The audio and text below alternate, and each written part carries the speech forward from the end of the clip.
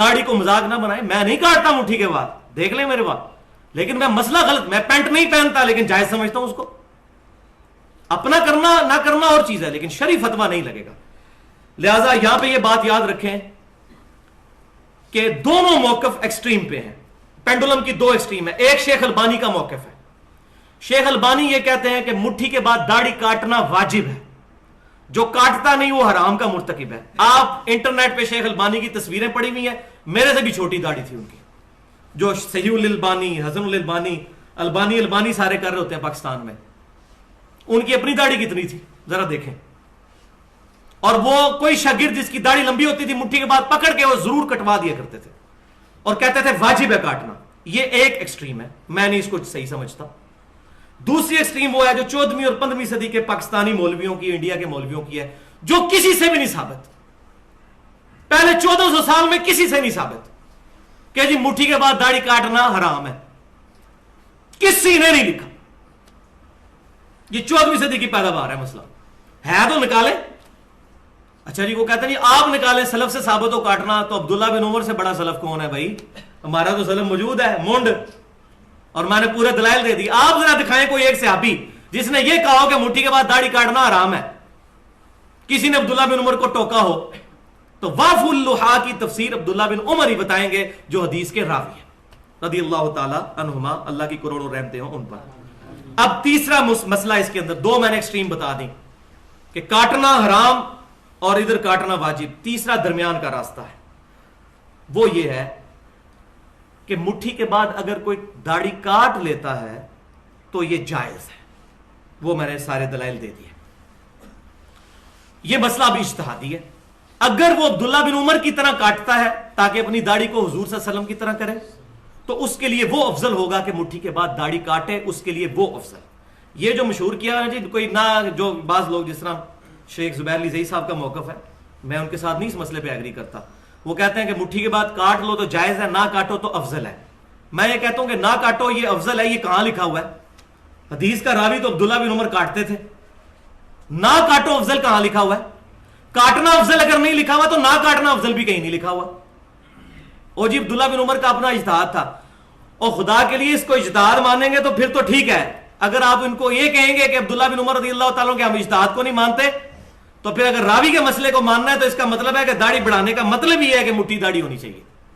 तो हम उस तरफ भी नहीं जाते, हम दरमियान में रहते हैं। हम कहते हैं कि ये दो इज्तिहादी मसले तीसरे पॉइंट पे बनेंगे जो दरमियान वाला है। एक ये है कि अगर कोई अब्दुल्ला बिन उमर की तरह काटता है कि मेरी दाढ़ी नबी सल्लल्लाहु अलैहि वसल्लम से बड़ी नहीं होनी चाहिए, उसको उसने नीयत पे सवाब मिलेगा। दूसरा वो मौकफ है कि कोई कहता है कि जी नबी सल्लल्लाहु अलैहि वसल्लम चूंकि नहीं काटते थे, मैं नहीं काटता, और उसकी दाढ़ी मुट्ठी से भी बड़ी हो जाती है, इधर तक भी पहुंच जाती है, उसको भी सवाब मिलेगा। उसके लिए वो अफजल है।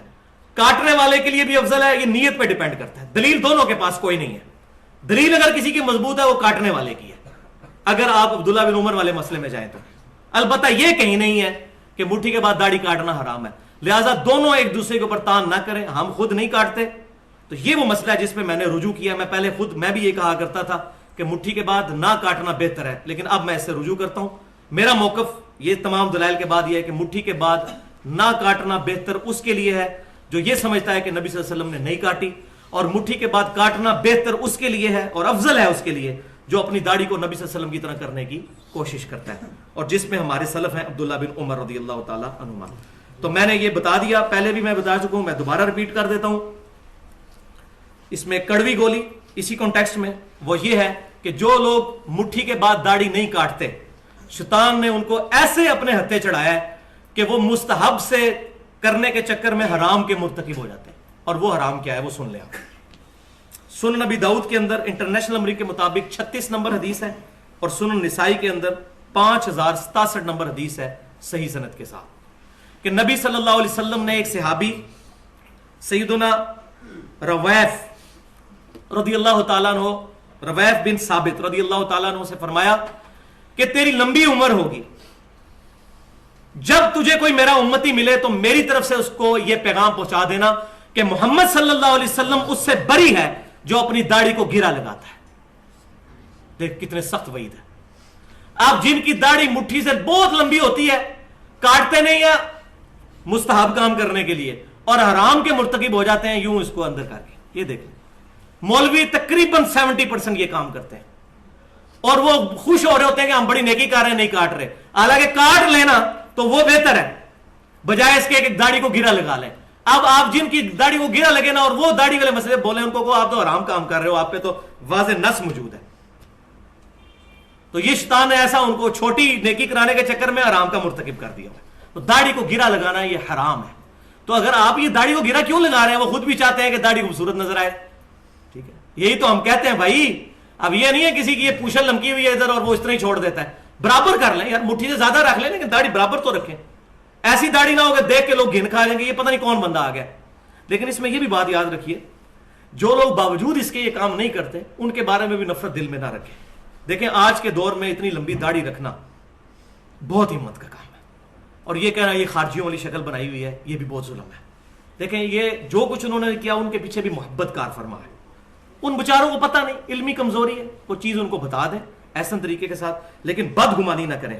اب آپ سن لیجئے کہ مصنف ابن ابی شیبہ میں 38,000 صحابہ کے اقوال اور احادیث کا مجموعہ, دنیا کا سب سے بڑا. اس میں کن کن صحابہ کے بارے میں ہے کہ مٹھی کے بعد داڑھی کاٹتے تھے؟ عبداللہ بن عمر, عبداللہ بن عباس, سیدنا ابو ہریرہ رضی اللہ تعالیٰ. عبداللہ بن عباس کے بارے میں بھی موجود, عبداللہ بن عمر کے بارے میں موجود, اور سیدنا ابو ہریرہ کے بارے میں تو یہاں تک ہے کہ وہ یہ رخسار کے بال بھی جو داڑھی میں نہیں آتے, ہمارے لوگ سمجھتے ہیں کہ یہ بھی داڑھی ہے اور یہ بھی داڑھی ہے, وہ بھی کاٹا کرتے تھے. اور تابعین میں سے ابراہیم نخعی اور قاسم بن محمد بن ابی بکر, بخاری مسلم کے راوی, حضرت ابو بکر صدیق رضی اللہ تعالیٰ عنہ کے پڑپوتے, یہ سارا کام وہ